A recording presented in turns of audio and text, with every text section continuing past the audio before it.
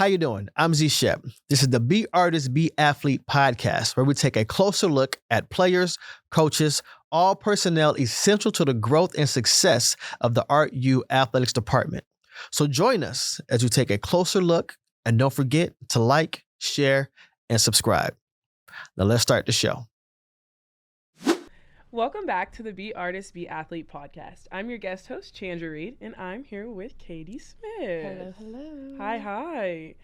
So you're the Associate Head Athletic Trainer, and you joined the program in 2023. You're advisor to the REU Student Athlete Advisory Committee, and you've worked in sports medicine at both the D1 and D2 levels. Ooh, I sound impressive. You do. So starting at the beginning, I want to know kind of where your first interest in sports started and, how did you get into this? So growing up, I feel like everyone probably in athletics probably says this, has this story of oh, I grew up in sports. I really did grow up in sports. My mom was a cheer coach, former high school field hockey athlete. Wow. My dad was a junior Olympic swimmer. I don't know how to swim like that. Don't ask me to. I don't know how to swim like that. But my dad was a junior. No, not at all. I can float, and that's about it. I love it. That's all you need. But my dad's was a junior Olympic swimmer. Played basketball, baseball, football in high school and stuff. And so growing up, that was the easiest thing for them to put me and my brother into. And so we were in just about any sport we could be in. I played t-ball. I played soccer. I actually played Pop Warner football. Really? Yep, pads and everything. That is actually so cool. That is a little known secret. I don't tell many people that because it's kind of crazy that I did that. And now we all know. Now it's forever. It's out there. But yeah, I played Pop Warner football. I played volleyball in middle school. And throughout that whole time too, I started cheering and dancing competitively when I was 4 years old. Wow. And so I grew up doing that, and that was my whole life. I did that for about 20 years, which is wild, but did that, and that really brought me into athletic training too. I in 4th or 5th grade, I had this really bad heel pain, and growing up, especially being in sports a lot, I feel like not a lot of people would be oh, go to the doctor. You go to the doctor if you're dying, or exactly. something's sticking out, right? And I don't think you should do that now. You should totally go to the doctors. But that's growing up, that's what it was. And so the next best thing was at competitions, there would always be athletic trainers at the competitions that I would compete at. And so we started to go to see them, and it kind of became a thing that I was oh, this is really cool. You just get to help people, and you get to help athletes. And then when my brother got to high school, his athletic trainer at high school ended up becoming my athletic trainer in high school too, Dan Newsom, and he really changed my mind about wanting to be an athletic trainer. He's kind of the biggest role model I had, because just his care and attention to athletes, and being a high school athletic trainer is not for the weak. You are completely by yourself, with 10 to 12 sports, you have to be built for that. And so I shadowed him all throughout high school, and pretty much from freshman year, I knew that this is exactly what I wanted to do, and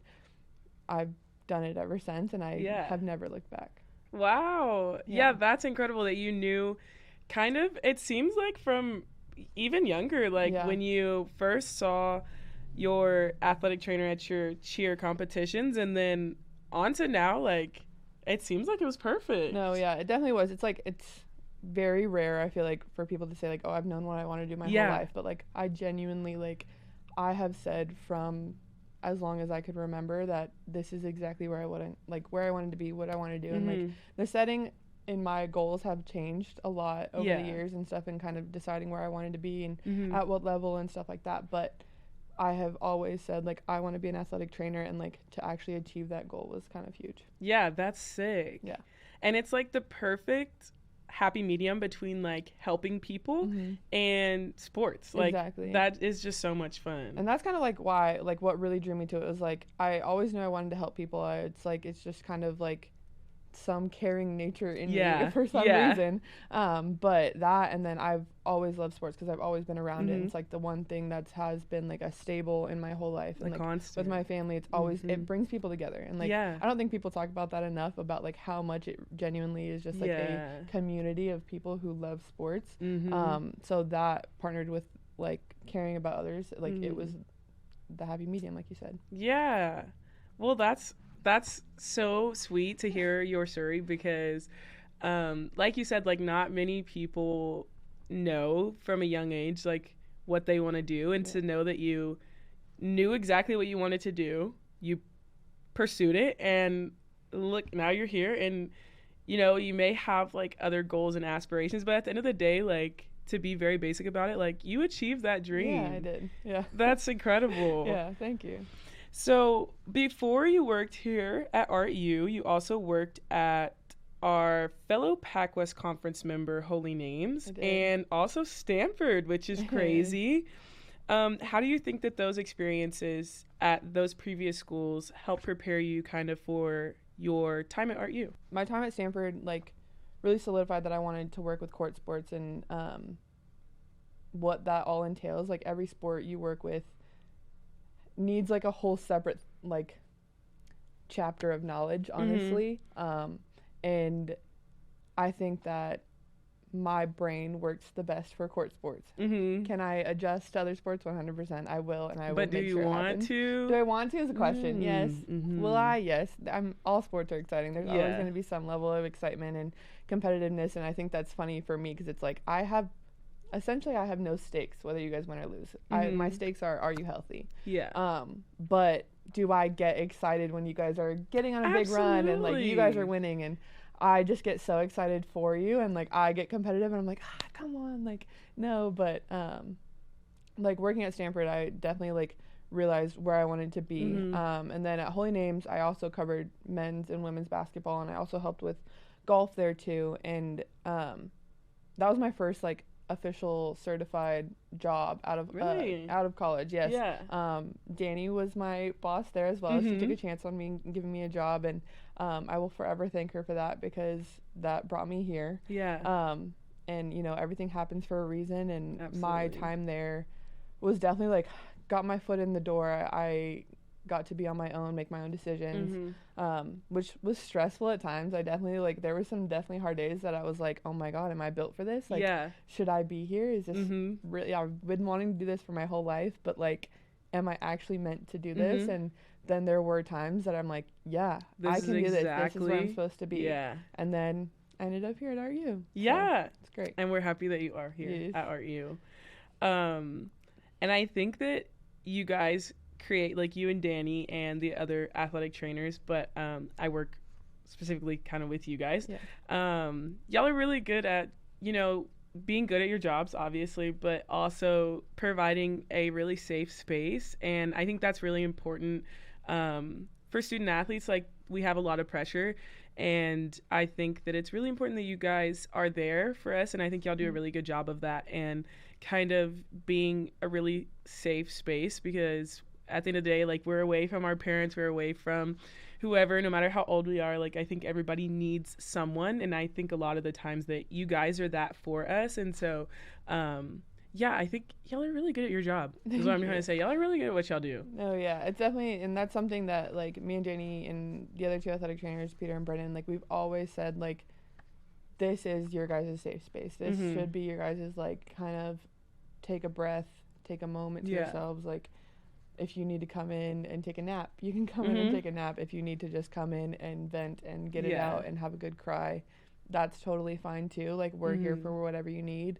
And honestly, I've never been into an athletic training room that's not been like that. But obviously I haven't been in a lot of training rooms besides my own. And but like, as student athletes, like, you guys not only have the pressure of your sport, but also the pressure of school and maintaining like that level of achievement for yourselves and pushing yourselves. Like, that can be extremely stressful. And so having that place to come and kind of unwind and let it go, like, that's kind of one of the most important things. Yeah, absolutely. Yeah. So transitioning a little bit, I do want to talk about your responsibilities maybe outside of the training room at ArtU. So I've heard that you work with the ArtU Student Athletic Advisory Committee, and I kind of wanted to know what that's been like for you, being able to kind of connect student athletes and give them just like a little bit of fun and another resource outside of, the things that they already get. Yeah, being a part of SAC this year was really exciting. Honestly, when I was at my undergrad, I was not a part of SAC. There at Holy Names, I was not involved in SAC at all either, and so I didn't really know what to expect coming into it. When they asked, I was like, yeah, let's do it. Sure. Like, why not? And so being a part of it this year, I got to not only like do we see athletes all the time in the training room, like I feel like everyone kind of comes through, but like there's a little bit more of a connection doing SAC, and so kind of being that stable person from in the training room at games and at SAC was like a really kind of big appeal for me to do that. 100%.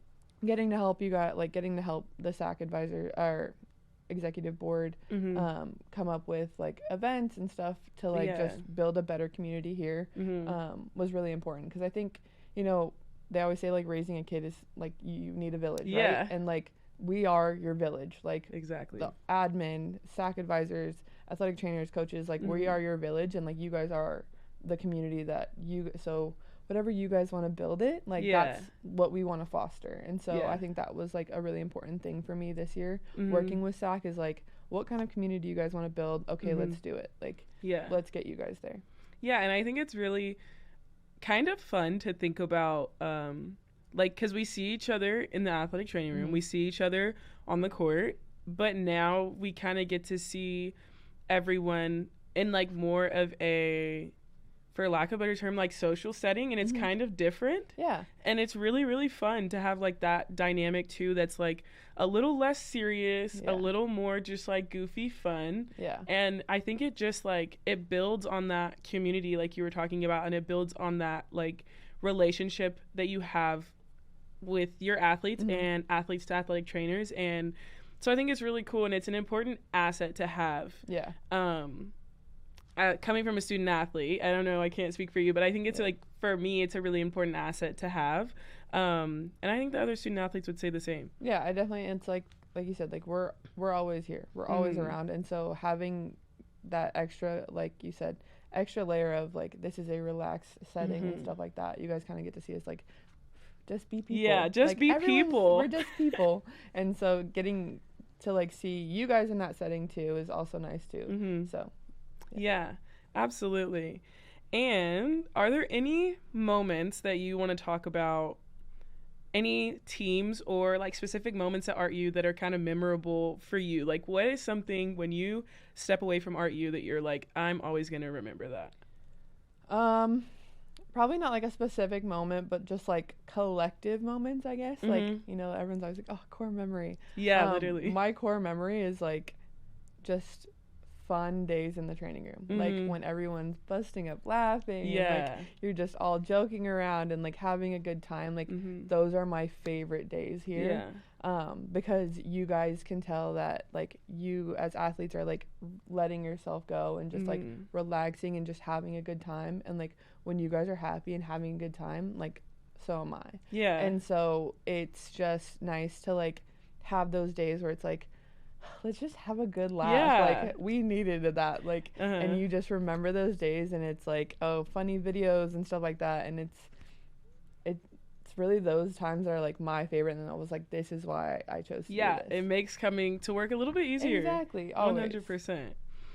And then are there some examples that maybe you can talk about what it's meant for you to see different student athletes progress and overcome injury and return to play? Yeah. I mean, when you are like going through school and stuff, that's like our biggest thing is we push is like, that these injuries are going to happen, like whether it's a small injury or a long term, like you're out for a while injury, like they're going to happen. And it's a matter of how you react to it. That's what's going to get your athlete through it. And so making sure that we are that stable constant for you guys to know that, hey, I can get through this. Like that is my biggest thing. about when we go through rehab and stuff like that. Like, I will sit here and I'm going to do everything I possibly can to get you back on that court if that's what you want to do. We're going to push at your pace because it's your body and you know it the best. Like, I might be like, hey, this might be a good idea. But, like, you're also going to have to find that kind of push and drive within yourself that I know you have. And maybe I'm going to have to sit there and pull it out of you a little bit, but I'm going to push you to do that. And getting to kind of that, oh my gosh, I'm running again, or I'm jumping again. I got to swing and hit a ball today. Like, I got to go shoot. Like, I will always try to get some aspect of your sport into rehab as fast as possible.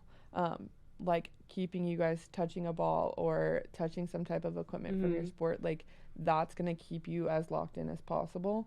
And so when you guys finally get to that, like, I'm fully playing again, I'm back to me, like, seeing that relief in an athlete, like, that's the best feeling. Like, remembering why you did it, why you wanted to do it. Exactly. And it's like, sometimes even then, like, a lot of times I don't think a lot of people talk about it, but like, when athletes get back to their like full sport, it does make them like remember, like, hey, I love this sport. Like, I missed this. Like, and seeing that in you guys, like, that's the best thing. And so I am always like, we're pushing to get to this point. We're pushing to get here. This is the finish line. And so while you guys might not think that, and like you guys have the like, I just have to get back to it, like, and the stress of it, like, I'm trying to remember, like, this is why we're doing this. So and like romanticizing that process. Like, for sure. I had some season and ending injuries in my life, and even I've had some injuries here at RU, and you guys were my biggest cheerleaders. Like, and I think it's in those moments when you guys are, because not only are you like working on me and for me and trying to push me, but you're also there like, I know you can do this. If you decide this is what you want to do, then I know that we can do this. And it's really nice as an athlete to know that like, this is such a hard thing, but like, I'm not going through it alone. And I think that's something that you and the whole athletic training staff does really well. What do you see kind of in the future for you? Or you can talk a little bit on like the future of athletic training. Just tell me a little bit about the future. So future for athletic training, I am definitely hopeful in that, like, there's been very big strides in getting more people to know about athletic training. Not a lot of people and know appreciate. Yeah, exactly. Oh my gosh. Not a lot of people still go, hey, like, you're an athletic trainer, so you can work me out. I'm like, what is work? What? That is I don't do strength and conditioning. No. That is Sammy's world. Yeah, and we have a great person for that. That is Sammy's world, and she owns it. That is not me. No. Or you get the whole, can I get a massage? And like, okay, come on. No, I do a lot more than that. And so, or like the, you just tape ankles. Like, getting more knowledge out there and more visibility for athletic training, it's definitely something that is needed, and I think it's on the rise. I just hope to see kind of bigger, faster strides of that. As far as myself, I've definitely thought a lot about this, just because like I said, I've always strived to be a college athletic trainer, and I achieved that goal, and I'm very proud of myself for achieving that goal. But now I have to have a new goal. And, you know, once you achieve one goal, you have to have a new one. And I think my next goal, like, dream job, would be to work in the WNBA. That would be insane if I could work in the WNBA. Or I've also thought, not super recently about this, but it's kind of been in the back of my mind, but working with USA basketball. Possibly in the Olympics would be pretty great too. I'm picturing this for you. Like, I just want you, like, these are like lining up in my brain for you. I'm like, oh yeah, that works. Yeah, no, it's definitely, it's like, some people might not think that, you know, yes, Olympics is great and stuff like that, but like, to work with USA basketball and to like travel the world that way, that would be a huge dream of mine too. Like, an absolute dream come true. And like I said, I see that for you. Thank you. And so I am very, very proud of you and how I know you right now as my athletic trainer. But I'm excited to see where, you know, life takes you, because I think you have a very, very, actually I know, you have a very, very bright, you know, world ahead of you. Thank you. When you get to your WNBA dreams or your USA basketball dreams, Just remember I'm here because, Oh. I like basketball. I'll be calling you up and be like, hey, they need a media person. Can, where you at? Yeah, No, see, the I got connections you. work. Yes, The connections I got work. You. Always. Yeah. Okay, well, thank you so much for coming on with us today. Thank you for having me. I appreciate it. Of course. Hey, we want to take a quick timeout. We want to take a moment to thank one of our amazing sponsors, Relation Insurance Services. Relation is your go-to partner for all things insurance. Whether you're looking for personal coverage, business solutions, or specialized insurance needs, Relations has got you covered. They offer a wide range of services, including workers' compensation, general liability, property insurance, loss control and claims, and employee benefits. With Relation, you can expect an elevated client service experience and expert advice for a team of dedicated professionals who work tirelessly to ensure you have coverage that fits your unique needs. So if you're in the market for insurance, look no further than Relation. Visit their website at relationinsurance.com or give them a call at 800-404-4969 to learn more about how they can help protect what matters most to you. Thank you, Relation, for your support, and thank you, fans, for watching. RU softball had a fitting and memorable moment come for senior catcher infielder Liberty Herrera as her single in the bottom of the ninth inning propelled the Urban Knights past Concordia 3-2 to begin the season's final Pacific West Conference Series on April 25th. After sophomore outfielder Ari Malari doubled in two to give RU an early advantage in the contest, junior pitcher Camille Powell and sophomore pitcher utility Kayla Vaughn held down the CUI offense for the dramatic finish on the eve of Senior Day. RU men's golfer Giulio Zanichelli, as well as the RU women's golf team, both qualified for NCAA regionals in May. A fifth-place result at the Pac-West Conference Championship Tournament for Zanichelli and a third-place finish for the women's team helped both reach their respective next postseason rounds in Riverside for Zanichelli and Amarillo, Texas for women's golf. RU track and field collected 5 gold medals during the finale of the Pac-West Conference Championships on April 26th. Among the standouts were Yakuba Nako in the triple jump and the RU men's 4x1 relay continuing their dominance, while many of those same relay runners also delivered a 4x4 title. Josh Marlin's 400-meter hurdles and Lena Hannick's 1,500-meter performances also led them to the top spots on the podium. Urban Knights among the top 10 in the country in their respective events are Hannick in the 800 meters, Marlin in the 400-meter hurdles, and Nako in the long jump. That was your Be Artist, Be Athlete podcast sports update. Back to the show.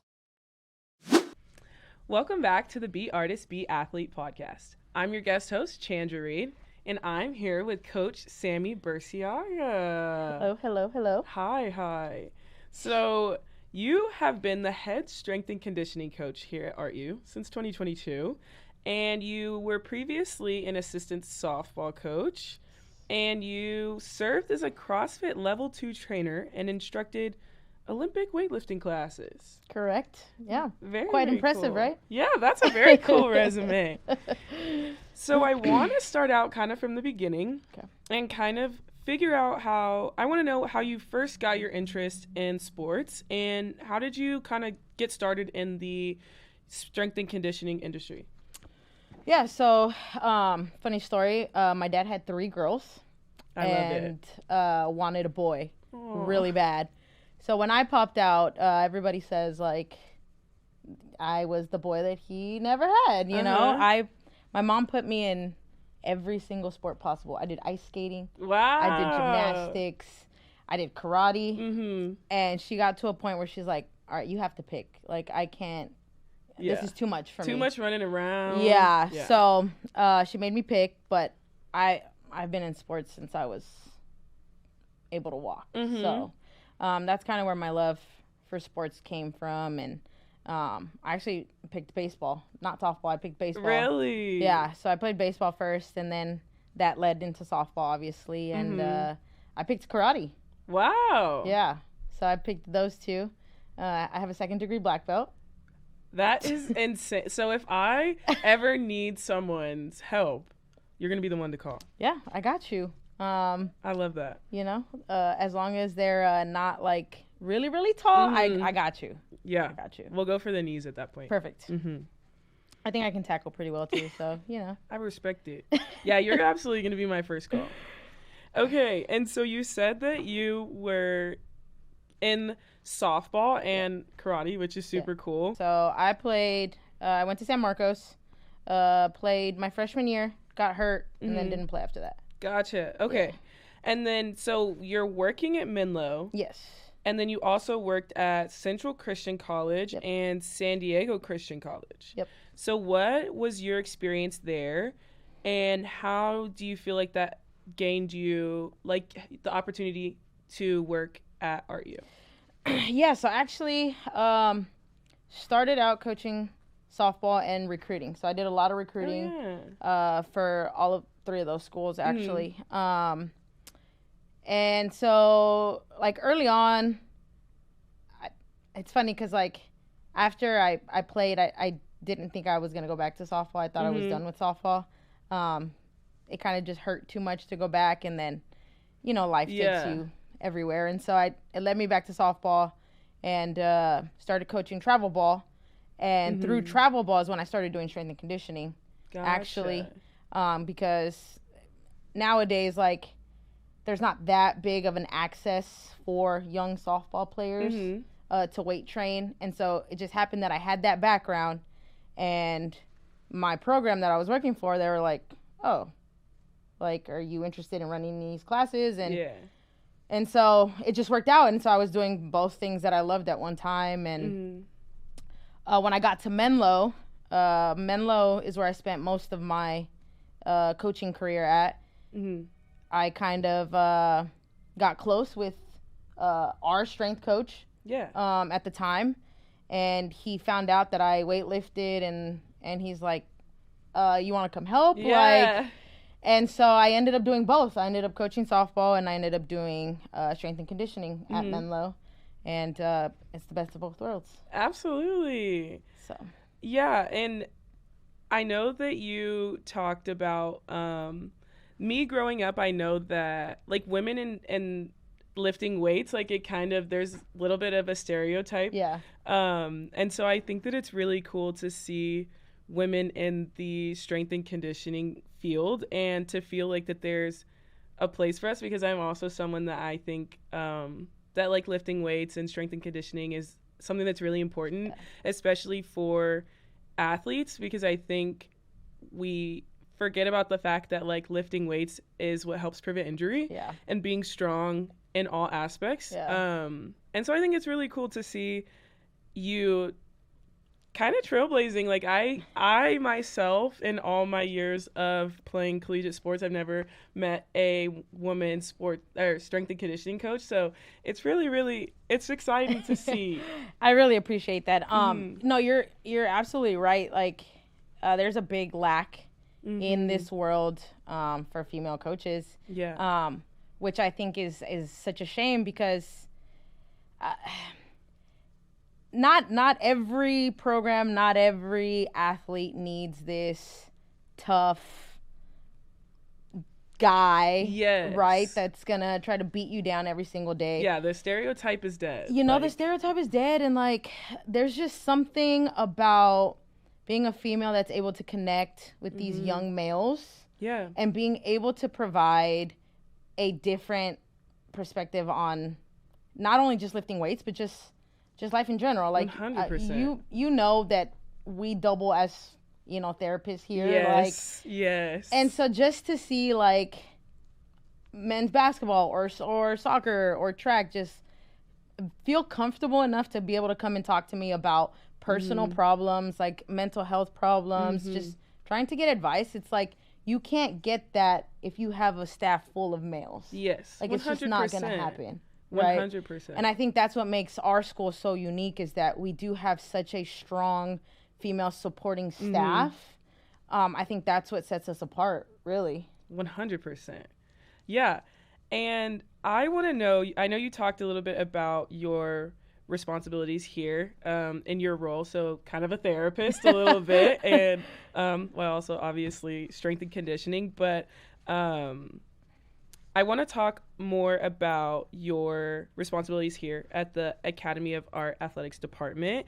And does your role kind of go beyond just the weight room? Like, maybe nutrition or diet, or maybe helping. I know I've seen athletes come to you in terms of maybe like a little bit of rehab and trying to get back on the court or field. So like, how does it kind of go beyond the weight room for you?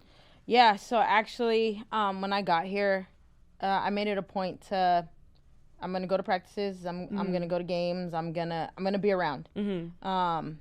It's one thing to be able to just write a basic strength program for any athlete. Exactly. It's real simple, right? You find it anywhere on Instagram nowadays and stuff. Yeah. But like, it's so different when you can go to practice and you can see how an individual is moving, right? You start to pick up on these imbalances, and you start to pick up on, oh, it looks like they could really use some more lateral movement, or just things that you can't do if you just stay in the weight room. And that's something that I made it a point to, when I got here, is like no, you guys are gonna see me everywhere. I try to be at all the home games. Yeah. If I can, drive to Dominican or drive to Menlo or wherever, like I'm gonna be there.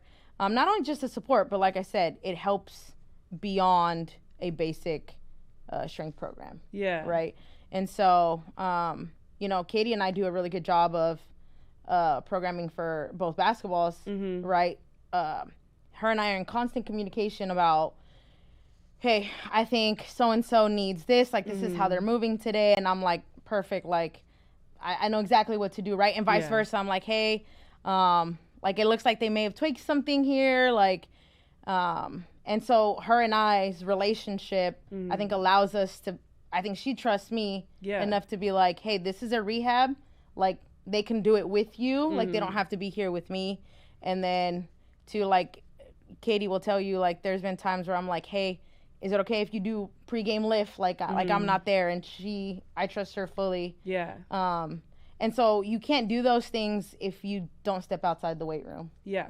So 100%. And I think kind of what you said too, about how you and Caity bounce off of each other a little bit, I think that contributes to also what you said about just the dynamic. And I think having that really good balance of like, not everybody is the knower of all things. Like, we can kind of bounce off of each other is really, really important, especially when it comes to like different things in the training room and in the weight room, because I think that they really like coincide together, and like one can't really work without the other. So 100%. And I think that's why Caity and I work so well together, because we know the ins and outs of those types of relationships. Exactly. So yeah. Okay, so moving on to like the weightlifting part, like your weightlifting. I'm broken now. Yeah, aren't we all? Aren't we all? So you did weightlift at the national level, which is incredible. And I think that a lot of people want to do that and they aspire to do that. So you're kind of a role model. Thank you. What do you think is something that is really important, or like the key to getting to that stage? How do you think you got there? I mean, I think the very first thing is you need to try, first and foremost. I think specifically Olympic weightlifting, right, which is snatches and cleans. I know how much you love snatches. My absolute favorite. I think there's this stigma of it's dangerous, and there's this stigma of like you shouldn't do it when you're little and all this, and I think it's wrong. I think nowadays you start to see like these little kids that are learning how to move well at such a young age, and it just helps them so much. So my very first key is like, just try. Like, nothing hurts with coming in and being like, can you teach me how to snatch? Like, I want to learn how to snatch, right? Even with no weight on the bar. Exactly. Just going in. Yeah. And so I think after that is when it's like, okay, let's buckle down a little bit. There's a lot of like local competitions you have to get into, and you have to qualify, right? So like there's certain numbers that you have to put up to be able to qualify at a national level. The schedule does get a little bit tough. Like I think before I got to art, I was lifting twice a day. So probably a total of like 4.5 hours. Lord have mercy. Yeah. And that once I got to art, like that just wasn't realistic anymore. And so I just knew my time was ending. But you have to be able to prioritize it. Like, if you want to get to that level, like, you have to be able to be like, all right, these are my goals, and I'm going to stick to my goals and see what I can do. Yeah. Right? But it's also just great competing at a local level too, right? A local level, you can lift one time a day, you know, for 5-6 days a week, and you'll have just as much fun. Yeah. So. And not being afraid to, like, start from the bottom. I think that's, like, a big thing that I have learned just in weightlifting at all, is, like, not being afraid to start. Yeah. And I think that that's something that, like, women in general, like, can aspire to. And I think that it's really, really, it warms my heart to see the things that you're doing for, you know, strength and conditioning at ArtU, but also in the women at ArtU, like me. Yeah. So it's just really, it's really nice to see. You know, we just had this bench comp, right? You participated. Yeah. So fun. And looking back on it all now, it's really crazy to see that there was more females that participated than males. And you know, there's some teams in season and all that. I get it. But just the turnout on the women's side, I think, is what I was most proud of. It's incredible. Because benching is, like, intimidating, right? It's, you know, like, it's known guys can bench. But just to see how many females showed up. And then not only that, but, like, the day after, like, you know, you were there for track. Everybody was talking about it, and they're like, oh, let me try to hit this number now, you know? And so I think that's what makes me, like, most proud of, you know, some of the things that I've done here and been able to accomplish is things like that, is, like, having the females show up a little bit more than the guys. Yeah, like, you've definitely left your mark here, and I think it's important to mention that that's the environment and the dynamic that you have built in the weight room, that women can lift too. Yeah. And that's so important, and it's just amazing. Yeah. It makes my heart happy. It does. Me too. You know, like, when I first got here, I said, I just need to be able to leave this place better than I found it. Yeah. And, you know, I think you did that. I think I've done a good job. I think you've done a great job. And that being said, what is next? What do you think, you know, whether it's something you want to see in weightlifting in the future or just for yourself, like, what's next for you? What's something you want to see next? That's a great question. I definitely would like to see more female strength coaches out there. Like I said, I think we're starting to a little bit. Yeah. You know, there's a few, like, D1 programs that I know of that, you know, are starting to dive deeper into female coaches, and so I hope that continues to grow. As far as myself, to be honest, I don't know. It's a little bit up in the air. It's a little bit up beautiful. That's a beautiful place to be. You know, I've been in college athletics for a little while now, and it might be time to step away completely and go more into, like, the health and wellness industry. But, you know, I'm never going to say never, because I didn't think I was going to go back to coaching softball, and I did that too. Yeah, you know, sky is the limit. Yeah, sky's the limit. I just know that wherever I end up, I'll be at a gym. And so whoever's near me, come lift with me. Absolutely. And, yeah, we'll have some fun. Yeah.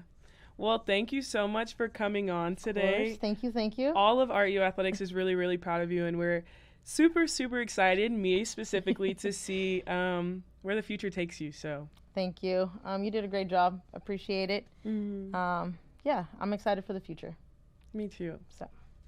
And that's going to do it for our show today. Again, I am your host, Z Shep. This is the Be Artist, Be Athlete podcast. Thank you for tuning in. Thank you to our guests. Thank you to our sponsors. Listen, don't forget, hit the ArtU Athletics team store. It is now open. What are you waiting for? www.artuathletics.com/team store. I will see y'all next time. And listen, go Urban Knights.